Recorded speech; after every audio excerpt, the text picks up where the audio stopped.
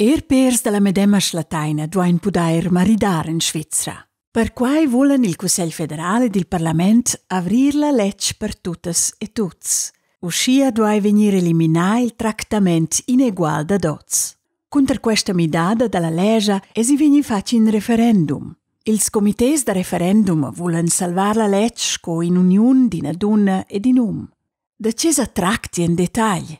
Oz pon duas donnas o dus umens lasciar registrar lor partenadi. In partenadi registrar è giuridicamente ben somigliante ad una legge, ma n'a bec il medem status giuridic in tutti ils reguards. La legge duai per quai venir midada uscia che pers della medema slataina pon maridar civil.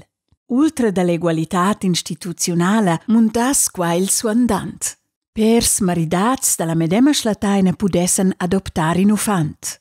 Pers da dunnas maridadas avessen access alla donazione da sperma in Svizzera, che è reglata per legge e che garantisce che l'infant può venire a savair ciche ses bab biologic. Donazioni anonimes restassen scomandadas.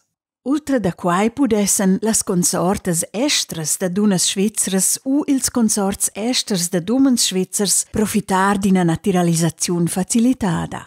La legge per pers della medema slataina existe oz in differents paesi europeics. Ils comités da referendum argumenteschen che la legge saia la combinanza da vita naturale tra una donna ed un uomo che vale da protegger. La legge e la famiglia saian colliadas strecciamain una con l'altra per quai che uffants nascian in modo naturale mo or dall'unione di una donna ed un uomo. Ils uffants haian il dretg sin in bab e sin in mamma. La donazione da sperma per pers da donnas als privescia però per legge della figura paterna. La mancanza della figura paterna cagiona problemi di identità per ils uffants pertucciats.